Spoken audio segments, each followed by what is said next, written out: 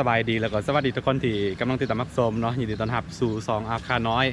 วันนี้อยู่กับคอยคำศรีคืออย่างที่เห็นข้างหลังเนาะวันนี้เราอยู่โรงพยาบาลแขวงบ่อแก้วเอาพอมารักษาพอดีพอเป็นลำไส้ตันเพราะว่าพอเคยผ่าตัดประมาณช่วงเดือนมิถุนาวันที่28ปีที่แล้วเนาะมันติดเชื้อในลำไส้นะให้ลำไส้เล็กลงตอนนี้มาทำกันรักษาอีกที่หนึ่งมาอยู่โรงพยาบาลได้ประมาณ3 วันละรู้สึกเบื่อตอนนี้เราจะออกเดินทางไปข้างนอกอย่างที่เห็นเนาะข้างหลังนี่บ่มีคนเลยท่านบ่เป็นเรื่องเป็นเรื่องตายแท้ๆบ่มีผู้ใดมาห้องหมอเพราะว่าตรงนี้อย่างที่ผู้โควิด-19 กำลังระบาดเนาะผู้ใดก็ย่านกันนะโอเคตอนนี้เราสิบ่เว้าอะไรตอนนี้เราสิเดินทางไปถ่ายชมบรรยากาศเทศบาลแขวงบ่อแก้วแล้วก็ทุกอย่างเนาะรู้สึกว่าเงียบสงบดีตรงนี้เพราะว่าโรคระบาดโอเคนี่คือโรงพยาบาลหรือว่าห้องหมอแขวงบ่อแก้วนะนี่หลานไซมาครับสิไปเที่ยวก่อนมึงแม่ถนนลงเลยว่ามีคนผู้ใดก็ย่านกัน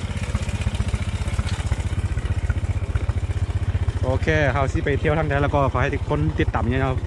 งาไปกันจะไปเที่ยวหรือว่าออกไปข้างนอกต้องใส่ผ้าปิดปากเนาะ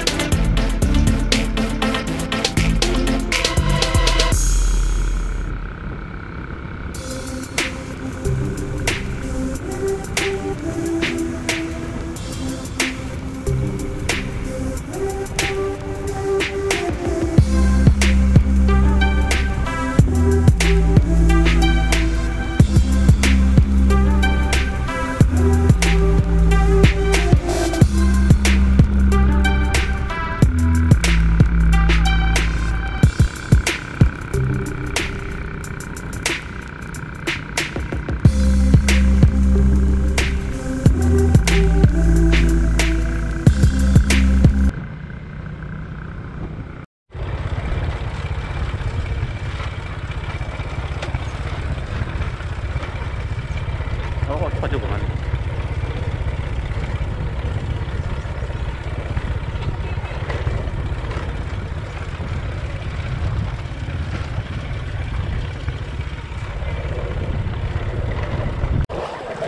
คือตอนนี้เราลงมาเล่นน้ำโขงกัน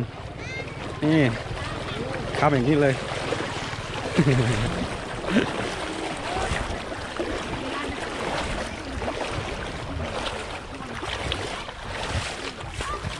เราจะขึ้นมาดอนนี่มือนี้จะเสียงค่อยๆนิดนึงแล้วก็น้ำพุดๆเพราะว่ามานอนอยู่ห้องหมอหลายมือพดลืมบอกเนาะคือฝากนั่นจะเป็นจังหวัดเชียงรายอำเภอเชียงของใกล้ๆกัน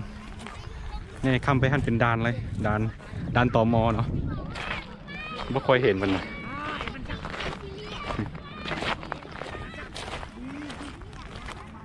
นี่แหละอำเภอเชียงของอยู่กงเงินข้ามครับแขวงบ่อแก้วเมืองห้วยทรายเป็นเมืองเอกของแขวงบ่อแก้วนะกันผู้ใดมีโอกาสได้มาก็มาเที่ยวได้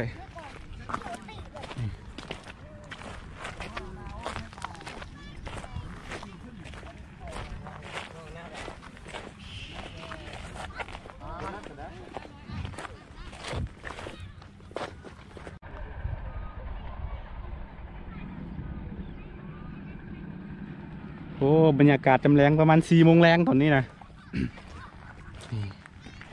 เดินไปเลยคลิปนี่เสียง เสียงมันน่าจะควายอยู่เพราะว่าโมเดลวอลแห้งเหมือนใดโมเดลเฮ็ดคลิปหลายมือละเพราะว่าโมทันเนาะแต่พอดีเขามาห้องหมอหรือว่ามาโรงพยาบาลนี่นะถือกล้องมานำโชคดีไทยบรรยากาศให้ทุกคนได้เห็น2 ฝั่งโขงระหว่างไทยแล้วก็ลาวฝั่งนั้นเป็นอย่างที่บอกไปเนาะเป็นอำเภอเชียงของจังหวัดเชียงรายแล้วก็ฝั่งนี้จะเป็น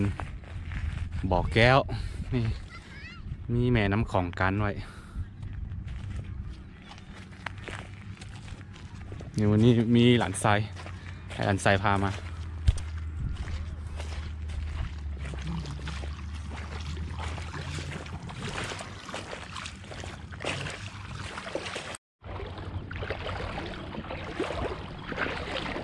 ตอนนี้ครับที่เดินไปเรื่อยๆเนาะเดินไปทางนี้นี่ฝั่งไทยจะเดินไปถึงระหว่างกลางเนาะไซแดนเลยนี่บรรยากาศจำแรงน้ำของใสหรือน้ำโขงอะใสดีแล้วสิจมเข้าไปในข้างในให้เบิ่ง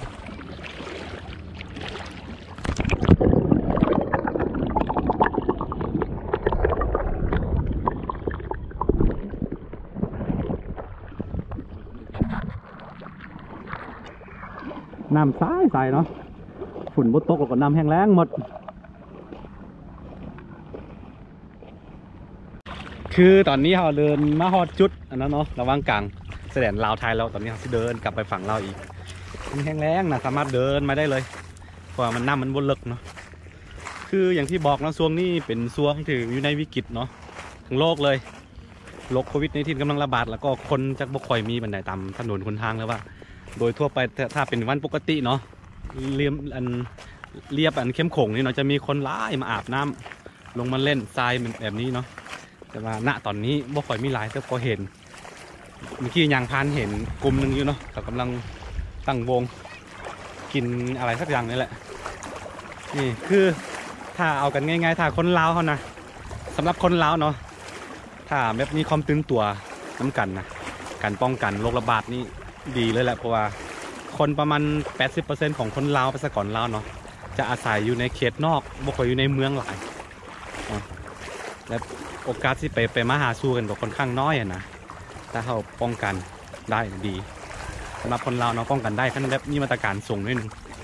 ณตอนนี้ณวันที่11เดือนเมษายนเนาะคนติดเชื้อในสปป.ลาวประมาณ16 คนแล้วเนาะแต่ว่าอยู่ในแขวงบ่อแก้วเนี่ยยังบ่ทันมีเถอะมันจะติดอยู่ในที่นครเวียงจันทน์เนาะที่นครหลวงเวียงจันทน์แล้วก็หลวงพระบางประมาณบ่แน่ขึ้นกันแต่ว่าสัก3 คนหรือว่า5 คนนี่แหละเหลือนั้นแล้วก็อยู่เวียงจันทน์ประมาณ10 คน ณวันที่11เนาะมีติดเชื้อแล้ว16 คนแต่อยู่นี่ยังบ่มีเนาะแล้วก็ป้องกันไว้ดีกว่าเดี๋ยวติดมาแล้วก็ลำบากนานที่สิเดลงมาบ่อแก้วเนาะคือลืมบอกบ่อแก้วนี่มันบ่เป็นบ้านค่อยเนาะบ่อแก้วนี่ค่อยหาเขาย้ายมาเมื่อประมาณ 4-5 ปีที่แล้วพ่อแม่ย้ายมาอยู่จากเทศบาลแขวงบ่อแก้วไปบ้านค่อยเนาะประมาณ100 กว่ากิโลกันผู้ใดมีโอกาสมาเที่ยวได้พี่น้องฟังไทยโดยเฉพาะข้ามด่านตม.นี่ข้ามคงมาถึงได้เลยวันเดียวถึงแต่ว่าตอนนี้มาบ่ได้เขาปิดด่านโรคระบาดเนาะโอเคตอนนี้เขาซิบ่ปล่อยแล้วตอนนี้เขาซิขึ้นไปหาส้มตำยังกินก็รู้สึกว่าหิวเนาะอยู่นอนอยู่ในห้องหมอ3 วันเต็มๆมันมีที่นอนอีกนอนต่ำพื้นเลยโอเคเราเจอกัน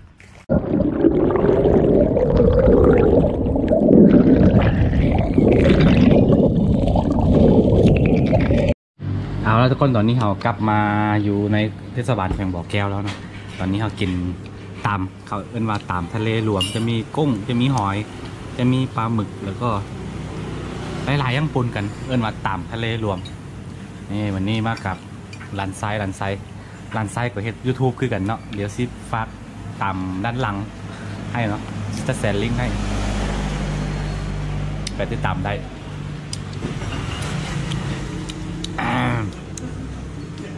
ตามสไตล์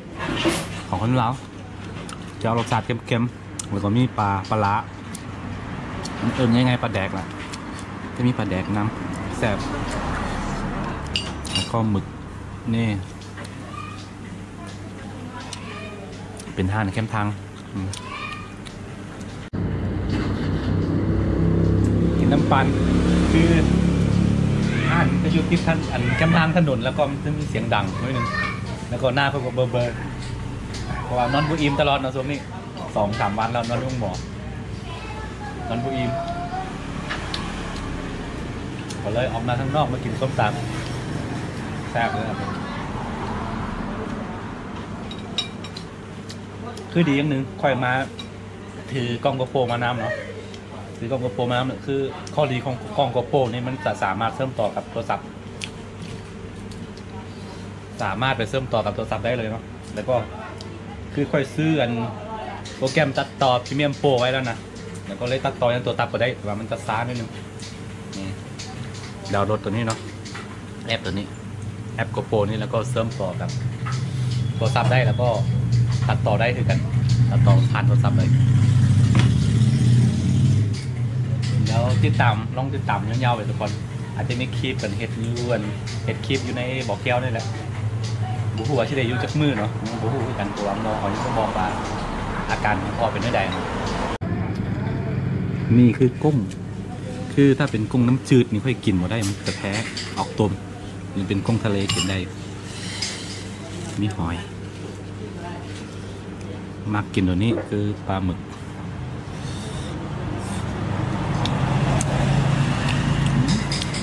มีมะกรูดตัวฟักยาว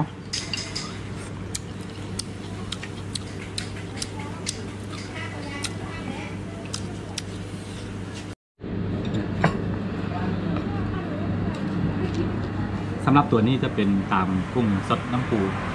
นี่สดๆเลยซีเมืองกันมันสดดีนะเลยเนาะกุ้งสดๆตำ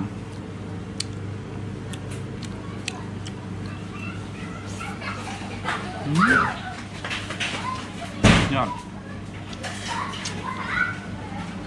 กุ้งสดเลย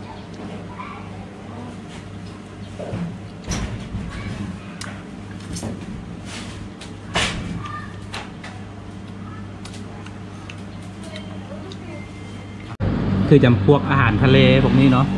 อยู่ลาวมันบ่มีต้องเอาคำมาจากฝั่งไทยหรือว่าฝั่งเวียดนามส่วนมากเนาะอย่างที่ฮู้เนาะอยู่ลาวบ่มีทะเลเด้อคันจะกินต้องเอาคำมาจากฝั่งไทยแล้วก็ฝั่งเวียดนาม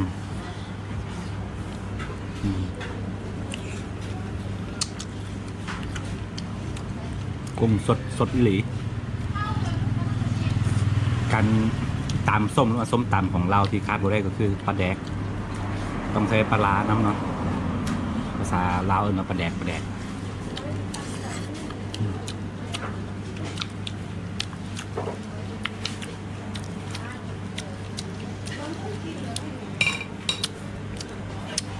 นี่ตอนนี้เรากลับมาที่ห้องหมอนะห้องหมอแขวงบ่อแก้วถ้าจะแปลตามตัวภาษาไทยก็คือโรงพยาบาลแขวงบ่อแก้วนะนี่คือจะบอกแบบนี้เนาะถ้าเป็นที่หาสถานที่เป็นราชการหรือว่าแบบของอันนั้นนะฝั่งลาวเนาะมันเขาห้ามไทยเนาะเพราะฉะนั้นเวลาเข้าไปข้างในเฮาสิบ่ไทยเนาะ